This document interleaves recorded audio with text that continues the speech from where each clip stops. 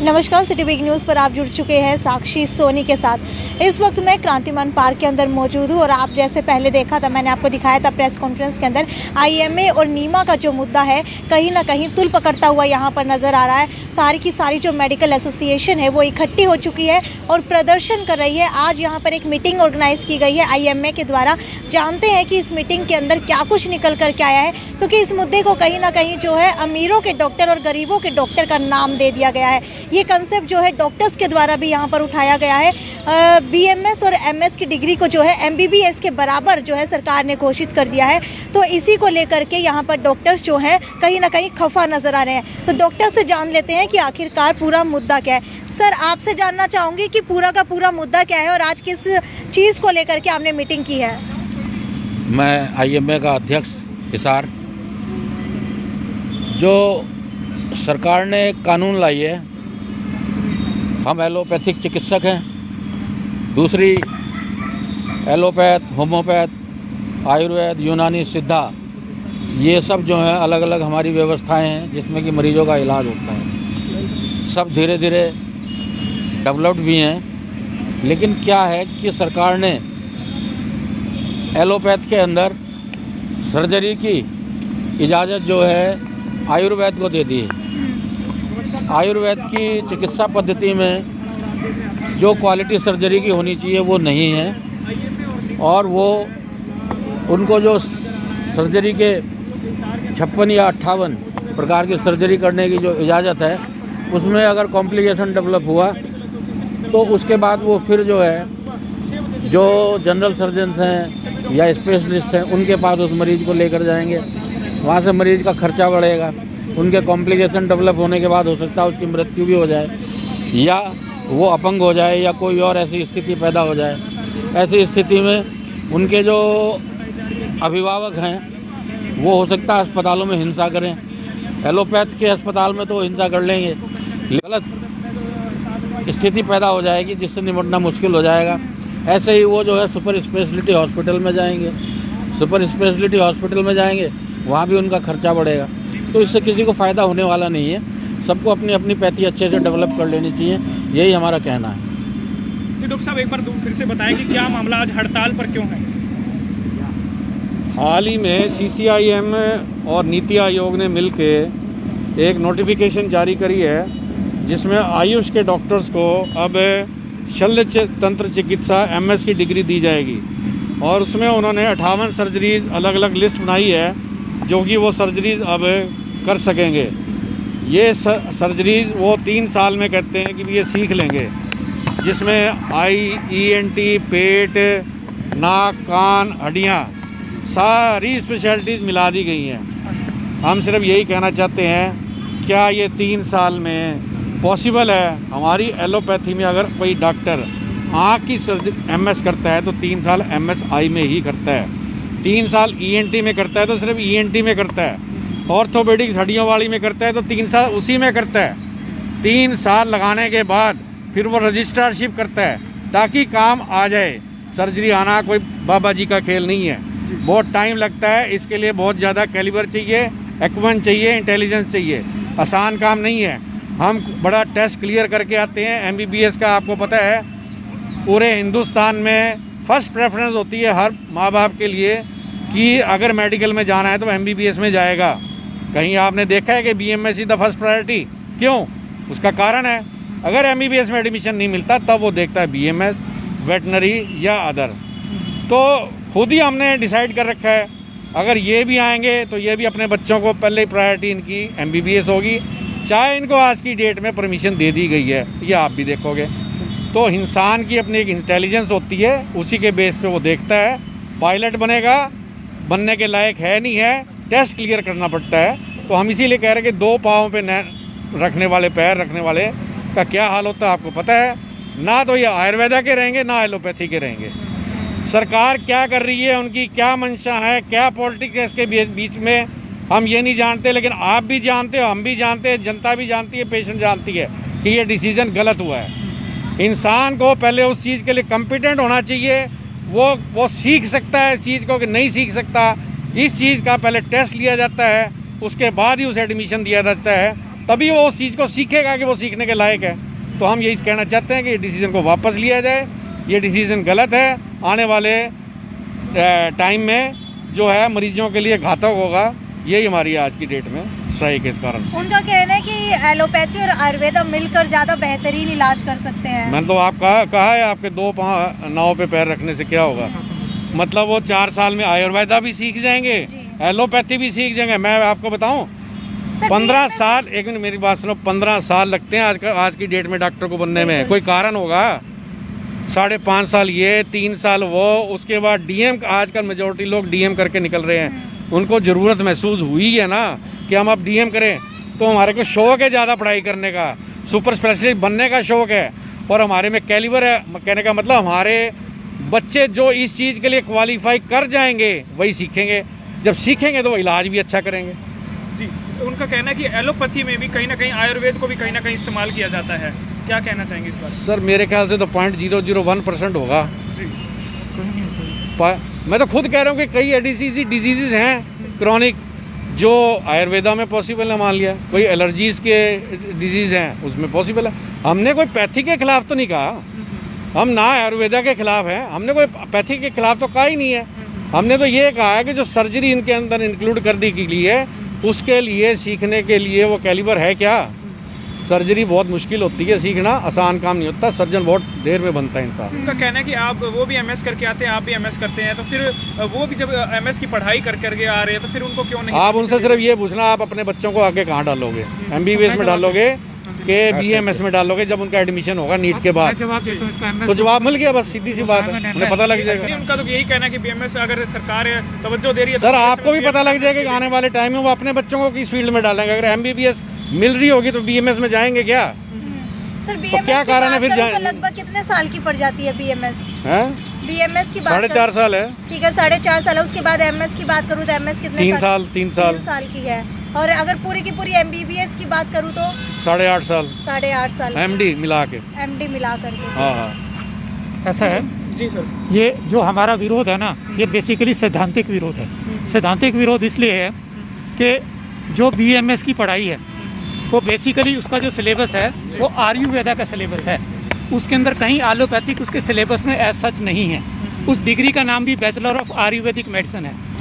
जब वहाँ आपने ऑफिशियली एलोपैथिक पढ़ी ही नहीं और उस बीएमएस को आधार बना के आपको एमएस सर्जरी कराई जा रही है, आप एक बिल्डिंग बनाते हैं, उस बिल्डिंग की अगर फाउंडेशन नींव स्ट्रांग नहीं होगी तो उसके ऊपर सुपर स्ट्रक्चर भी अच्छा खड़ा नहीं हो पाएगा। बीएमएस की जो नींव है वो केवल आयुर्वेदा पे आधारित है, उसमें आपने एलोपैथिक पढ़ा नहीं। एलोपैथिक का मतलब होता है आपको शरीर की एनाटमी, फिजियोलॉजी, फार्माकोलॉजी, दवाइयाँ, ये सब मॉडर्न सिस्टम आपको पढ़ना होता है 4.5 साल। एलोपैथी के अंदर क्या कोई आयुर्वेद से रिलेटेड सब्जेक्ट बिल्कुल कोई रिलेटेड सब्जेक्ट नहीं होता, ना ही होना चाहिए, ना उसकी ज़रूरत है। उसका कारण बता देता हूँ। आयुर्वेदा का जो सिद्धांत है वो ट्राइडोसा का सिद्धांत है, यानी कि वात, पित्त और कफ, उनके असंतुलन से सारी बीमारियां होती हैं। ये हमारा प्राचीन सिस्टम है, वो एक ट्रेडिशनल मेडिसिन है। उसको आपने साइंटिफिक बेसिस पे ना तो एनालाइज किया, ना उसका कोई आधार बनाया। जिस चीज़ का साइंटिफिक आधार आपने इन्वेस्टिगेट ही नहीं किया, उसको आप अगर कोशिश भी करेंगे एलोपैथिक में मिलाने की तो वो गलत है। पहली बात तो ये है। उसको हम कहते हैं आप आयुर्वेदा को बढ़ाइए। हमारा आयुर्वेदा से कोई विरोध नहीं है, वो हमारा प्राचीन इतिहास है, लेकिन उसको मॉडर्न तरीके से डेवलप करिए। आयुर्वेदा की ऐसी इंस्टीट्यूट बनाइए, वहाँ पे अगर उसमें से कोई अच्छी चीज़ निकलती है तो वो पेशेंट को उससे बेनिफिट दीजिए। क्योंकि हमें कोई विरोध नहीं सारी चीज़ से। ये भारत की जनता के हित में है कि अगर आपने सर्जन बनाने हैं तो उनकी फाउंडेशन एमबीबीएस ही होनी चाहिए और उस एमबीबीएस की फाउंडेशन वाले डॉक्टर्स बनाएं। अगर आप कहते हैं डॉक्टरों की कमी है, जैसे कि WHO का मानक है 1000 पे 1 डॉक्टर होना चाहिए, हमारे यहाँ 1700 पे 1 डॉक्टर लगभग भारत में। तो भारत सरकार ये कहती है डॉक्टरों की कमी है, इसलिए हमने जो है ना इनको राइट्स दे दिए सर्जरी करने के। डॉक्टरों की कमी के 2 कारण। पहला तो वास्तविक कमी है ही नहीं। अगर मेरे से पूछो तो इस वक्त 80,000 से ज़्यादा एमबीबीएस ग्रेजुएट्स 2 सालों से प्रोड्यूस हो रहे हैं। अगर इसी स्पीड से डॉक्टर बनेंगे तो अगले 5 सालों में गलट हो जाएगा एमबीबीएस डॉक्टर का। और 38,000 सीटें पीजी की हैं। आपको लगता है कि पोस्ट ग्रेजुएट सर्जन कम है, तो वो 38,000 के बजाय 48,000 सीटें आप इनकी क्यों नहीं कर देते? तो सभी को उसी में प्रोपोर्शनेट 500, 800 हर स्पेशलिटी के सर्जन भी बन जाएंगे उसी के हिसाब से। तो वो एक सही तरीका है किसी चीज़ को ट्रेन करने का। आपने जिस व्यक्ति की फाउंडेशन नहीं है, MBBS में अगर डॉक्टर कोई पढ़ता है, जैसे कि 40 साल 45 साल पहले मैंने पढ़ाई की, 1974 के अंदर एडमिशन लिया, तो हम लोगों को 1.5 साल तक डिसेक्शन करनी पड़ती है। बॉडी के एक एक हिस्से को, नस को जांचना पड़ता है। अगर एक एक पार्ट है, हाथ है, पैर है, पेट है, हर एक चीज़ का डिसेक्शन करना होता है 1.5 साल तक। तो उसके अंदर क्या है, हाथ की एक एक नस का कौन सी आर्टरी है, कौन सी वेन है, कौन सी नर्व है, कौन सा टेंडन है, एनालाइज करते हैं बैठ के वहाँ पे। डेली 4 घंटे, 2 से 4 घंटे का पीरियड होता है। किस दिन 4 घंटे का, किस दिन 2 घंटे का प्रैक्टिकल पीरियड होता है। ये क्या कोई BMS डॉक्टर पढ़ता है ऐसा, जब उसने पढ़ा ही नहीं एनाटमी? यही फार्माकोलॉजी की बात है, यही बायोकेमिस्ट्री की बात है, ये फिजियोलॉजी की बात है, यही पैथोलॉजी की बात है। ये चीज़ें वहाँ कहीं नहीं पढ़ाई जाती। दूसरी बात, क्या किसी आयुर्वेदिक कॉलेज का स्टैंडर्ड किसी मेडिकल कॉलेज के बराबर है? नहीं है। 2018 के अंदर एक बिजनेस स्टैंडर्ड ने एक रिपोर्ट दी, उसने ये लिखा कि 138 आयुर्वेदिक कॉलेज ऐसे थे जिनको के उनकी केंद्रीय परिषद, जिस केंद्रीय परिषद ने अब ये नीति बनाई है, उसने ही मान्यता देने से इनकार कर दिया। लेकिन फिर भी मैं आपको रेफरेंस दे दूंगा, आयुष मिनिस्ट्री ने उन 138 कॉलेजों को परमिशन दे दी कि आप BMS पढ़ाए जाओ। जब जहाँ के 30% भी फैकल्टी नहीं है, तो वहाँ पे अगर कोई BMS करके आ रहा है और वहाँ सिर्फ आयुर्वेदिक ही उनके सिलेबस में है, ये चीज़ें तो ऐड ऑन करके इन्होंने इसलिए पढ़ी क्योंकि उससे इनको लगता है काम नहीं चलेगा। अगर अकेला आयुर्वेदिक सिस्टम ही सस्टेन कर सकता सारी हेल्थ व्यवस्था को, तो इंटरनेशनली रिकॉग्नाइज सिस्टम जो मॉडर्न सिस्टम है ये नहीं होता। जो सिस्टम हम फॉलो करते हैं 196 देशों में पूरे वर्ल्ड के अंदर ये सिस्टम फॉलो होता है। जो दवाई आज किसी बीमारी की हिसार में लिखी जाती है या हरियाणा में लिखी जाती है, वही दवाई अमेरिका के किसी भी शहर में उस मरीज को उस बीमारी के लिए दी जाए। सिर्फ ब्रांड नेम अलग हो सकता है, साल्ट वही रहेगा। सर ये बताएं, सरकार ने जो पॉलिसी तैयार की उसके अंतर्गत उनको कहीं ना कहीं ये लगता है कि डॉक्टरों की कमी भी पूरी होगी और आयुर्वेद को भी कहीं ना कहीं आगे बढ़ावा मिलेगा, जिसके साथ में एलोपैथी के साथ जोड़ करके, उनका ये कहना है। आपका क्या कहना है इस पर? डॉक्टरों की कमी वास्तविकता में नहीं है, मैं यही कहना चाह रहा था आपको। डॉक्टरों का माल डिस्ट्रीब्यूशन है। माल डिस्ट्रीब्यूशन का मतलब है कि शहर में डॉक्टर ज़्यादा हैं, छोटे कस्बों में तहसील लेवल पे स्पेशलिस्ट डॉक्टर कम हैं। आप कहोगे वहाँ ये कहते हैं जाना नहीं चाहते, जाने को मैं तैयार हूँ। मैं आज से 40 साल पहले हरियाणा सरकार कहा कि मुझे कस्बे में पोस्ट कर दीजिए SCMS, लेकिन वहाँ जाके करूँगा क्या? मैं सर्जन हूँ, वहाँ ऑपरेशन थिएटर नहीं होगा। तो भारत सरकार को करना चाहिए, इंफ्रास्ट्रक्चर में इन्वेस्ट करना चाहिए। आज हमारा जो हेल्थ का बजट है भारत सरकार का, उसके अंदर GDP का 1.3% ही खर्च होता है। हम लोग काफ़ी समय से भारत सरकार को कह रहे हैं कि 5% GDP का खर्चा करिए हेल्थ के ऊपर, लेकिन इन्होंने 2025 का जो टारगेट रखा है वो 2.5% का रखा है। तो उतने कम पैसों से इंफ्रास्ट्रक्चर क्रिएट नहीं होती। जब वहाँ ऑपरेशन थिएटर नहीं है, बाकी सुविधाएं नहीं है, तो आपने डॉक्टर की पोस्टिंग भी कर दी वहाँ मंगाली में, डाया में, बड़वा में, वो सर्जरी करेगा कैसे? अब रही बात प्राइवेट डॉक्टर की, मैं आपकी बात पे आ रहा हूँ। प्राइवेट डॉक्टर क्यों नहीं जाता? मैं जाके एक छोटे कस्बे में सर्जरी करना भी चाहूँ तो सर्जरी करने के लिए और चीज़ों की, एंसिलरी चीज़ों की ज़रूरत होती है। जैसे कि एक एनेस्थेटिस्ट की ज़रूरत है, वहाँ एनेस्थेटिस्ट नहीं मिलेगा। क्वालिफाइड स्टाफ चाहिए, वो नहीं मिलेगा वहाँ पे, ठीक है। वहाँ पे फिजिशियन भी चाहिए, अगर कोई कॉम्प्लिकेशन हो सर्जरी के अंदर या सर्जरी से पहले या बाद में, तो फिजिशियन भी चाहिए। तो वहाँ MD physician, MD anaesthesia, investigation के लिए MD पैथोलॉजी भी चाहिए, लैब भी चाहिए प्रॉपर। उसके बिना तो बैकअप के बिना कुछ नहीं होगा। रेडियोलॉजिस्ट भी चाहिए। तो सारे तब जाएंगे वहाँ जब बाकी सुविधाएं होंगी वहाँ पे। तो आप क्या लगता है सरकार ये जो पॉलिसी लेके आ रही है, क्यों लेके आ रही है, क्या कारण? पॉलिसी है, एक शॉर्टकट तरीका है, इसको हरियाणा की भाषा में जुगाड़ कह सकते हो। एक शॉर्टकट तरीका है कि डॉक्टरों की कमी को पूरा करने के लिए आप एक BMS को सर्जरी के राइट दे दो, उनको एक नाम की डिग्री दे दो, 58 प्रोसीजर के अंदर सरकार की तरफ से राइट दे दिए जाते हैं और एक MBBS डॉक्टर जो है सर्जन होता है, ठीक है। और अगर BMS की बात करूँ तो उन्होंने जो है मेडिकल सिस्टम पढ़ भी नहीं रखा होता सर्जरी का, तो उसकी जिम्मेदारी कौन लेगा? उसकी जिम्मेदारी भारत सरकार पे आएगी। और किस पे आएगी? भारत सरकार पे आएगी। वो कॉम्प्लिकेशन क्रिएट होंगी, जैसे डॉक्टर नलवा ने थोड़ी देर पहले कहा। वहाँ पे अगर आपको सिर्फ 58 सर्जरी आती है, आपने एक पेशेंट का पेट खोल दिया, आपको लगा कि अपेंडिक्स का ऑपरेशन करना है, उसके लिए पेट खोल दिया आपने, अपेंडिक्स तो आपने देख लिया, लेकिन अपेंडिक्स अगर अटका हुआ अंतड़ी के साथ मिल गया और यहाँ पे कोई और गांठ मिल गई, तो आपने कहा ये तो मेरे को ट्रेनिंग ही नहीं थी इसकी, तो फिर आप बंद कर दोगे क्या उसको? पेशेंट को पेट बंद करके वापस आ जाओगे कि इसकी तो मुझे ट्रेनिंग ही नहीं मिली थी। ऑन दी अदर हैंड, अगर एक जनरल सर्जन हूँ मैं हूँ या मेरे जैसा कोई भी और क्वालिफाइड सर्जन है, हमें तो पता है कि पूरी पेट में जो मिलेगा उसको हमें करना है, और उसको करने के लिए हमें सीखना लंबी प्रोसेस है। जैसे कि मैं आपको एक प्रोसेस बता देता हूँ क्या प्रोसेस है, जो कि वो फॉलो नहीं कर रहे। वो प्रोसेस क्या है?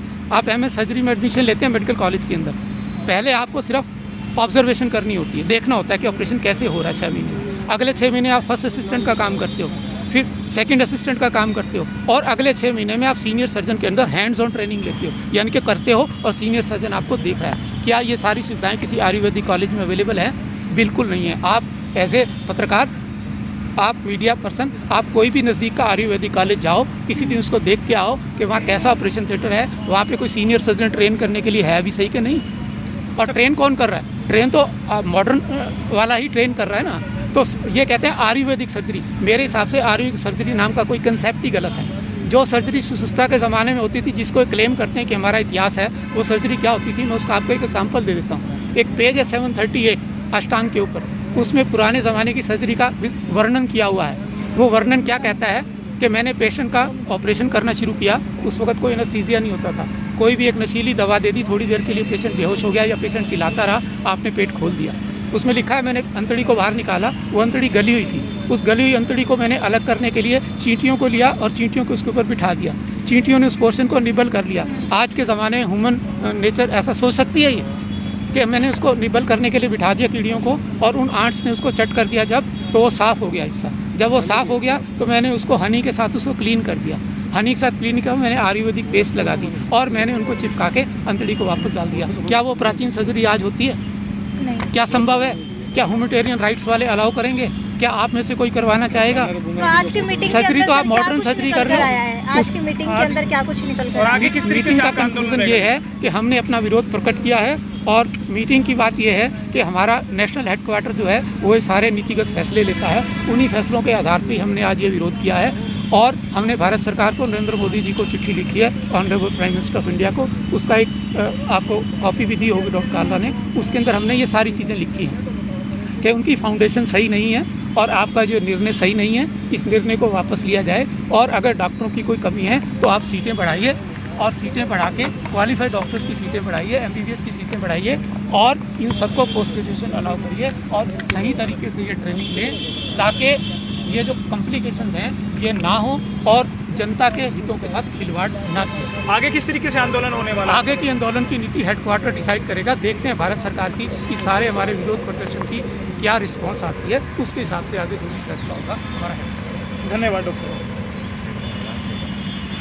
तो ये थे हमारे साथ सभी के सभी डॉक्टर्स, यानी कि IMA के डॉक्टर्स। IMA का मतलब है इंडियन मेडिकल एसोसिएशन। यहाँ पर बात ये निकल कर आ रही है कि ये सभी के सभी डॉक्टर्स के पास MBBS की डिग्री है, लेकिन सरकार की तरफ से जो है BMS और उसके बाद MS करने के बाद जो है डॉक्टर्स की कमियों को पूरा करने के लिए यहाँ पर सर्जरी की परमिशन दे दी गई है। लेकिन MBBS के डॉक्टर्स का कहना है कि हम लोग पूरी की पूरी ऑथेंटिक सर्विस देते हैं, 8 से 9 साल हमें लगते हैं, उसके बाद जा करके हम यहाँ पर सर्जरी करने के लायक बनते हैं। लेकिन किस तरीके से एक BMS और MS का डॉक्टर जो है यहाँ पर सर्जरी कर सकता है? तो ये आप यहाँ पर देख पा रहे हैं, क्रांतिमान पार्क के अंदर एक मीटिंग ऑर्गेनाइज की गई थी। मीटिंग के अंदर सभी के सभी डॉक्टर्स यहाँ पर पहुँचे थे। डॉक्टर्स ने मिल करके यहाँ पर ये निर्णय लिया है, डॉक्टर्स ने यहाँ पर मिल करके ये निर्णय लिया है कि हम सभी के सभी जो है एक कॉपी सरकार को देंगे, नोटिस देंगे, और सरकार को बताएंगे कि उनकी जो यहाँ पर पॉलिसी आई है वो बिल्कुल भी सही नहीं है, क्योंकि BMS और MS के अंदर आयुर्वेद साइंस के ऊपर जो है स्टडी करवाई जाती है, लेकिन MBBS के अंदर जो है एलोपैथी की स्टडी करवाई जाती है। यानी कि जो भी हम अंग्रेज़ी मेडिसिन लेते हैं वो सारी की सारी एलोपैथी के अंदर इंक्लूड होती है। लेकिन पहले जो नीमा के डॉक्टर्स थे वो कह रहे थे कि आयुर्वेद के साथ एलोपैथी अगर मिलकर चले तो यहाँ पर ज़्यादा बेहतरीन सर्जरी हो सकती है। लेकिन MBBS के डॉक्टर्स का कहना है कि BMS और MS के अंदर जो है ट्रेनिंग नहीं दी जाती है सर्जरी की। जब उनको सर्जरी की नॉलेज ही नहीं होगी तो वो किस तरीके से सर्जरी करेंगे। लेकिन सरकार ने यहाँ पर पॉलिसी बना दी है, परमिशन दे दी है कि BMS और MS किया हुआ डॉक्टर भी सर्जरी कर सकता है, और साफ तौर के ऊपर ये कहा जा रहा है कि MBBS डॉक्टर के द्वारा कि हम उनको सर्जरी नहीं करने देंगे। क्योंकि एक सवाल यहाँ पर ये भी उठ करके खड़ा होता है कि अगर कल को BMS और MS किया हुआ डॉक्टर सर्जरी करता है तो उसका जिम्मेदार कौन होगा? मान लीजिए आपकी सर्जरी चल रही है, आपका जो पेट है वो काट दिया जाता है, लेकिन उसके बाद जो है वहाँ पर 2 आपके ऑर्गन्स मिल जाते हैं, तो जो BMS और MS के डॉक्टर ने ट्रेनिंग ही नहीं की तो उसे पता कैसे चलेगा उन दोनों को अलग कैसे करना है। यही ट्रेनिंग जो है MBBS का डॉक्टर 8 और 8.5 साल के अंदर जा करके करता है और लगभग एक डॉक्टर को बनने के अंदर 15 साल का यहाँ पर वक्त लगता है। इसी के विरोध के अंदर जो है MBBS के डॉक्टर यहाँ पर खड़े हैं। सारी की सारी मेडिकल एसोसिएशन यहाँ पर इकट्ठा हो चुकी है। आज क्रांतिमान पार्क के अंदर यहाँ पर जो है मीटिंग की गई है। इसी को लेकर के आगे भी आपको दिखाती रहूँगी कि किस तरीके से जो है सरकार अपनी पॉलिसी को वापस लेती है या उसके अंदर कुछ और अमेंडमेंट करती है या फिर आने वाले समय के अंदर BMS और MS डॉक्टर ही यहाँ पर सर्जरी करते हुए नजर आएंगे। इसके पीछे का एक बड़ा कारण ये भी था कि भारत के अंदर कहीं ना कहीं डॉक्टर्स की कमी बताई जा रही है। डॉक्टर्स की कमी यानी कि हर 1000 व्यक्तियों के ऊपर एक डॉक्टर होना चाहिए, लेकिन भारत की बात करूं तो लगभग 1700 लोगों के ऊपर एक डॉक्टर यहाँ पर है। इन्हीं डॉक्टर्स की कमी को पूरा करने के लिए भारत सरकार के द्वारा ये निर्णय लिया गया है, जिसको MBBS के डॉक्टर यहाँ पर स्वीकार नहीं रहे हैं। आगे भी मैं आपको इसी तरीके से अपडेट देती रहूँगी।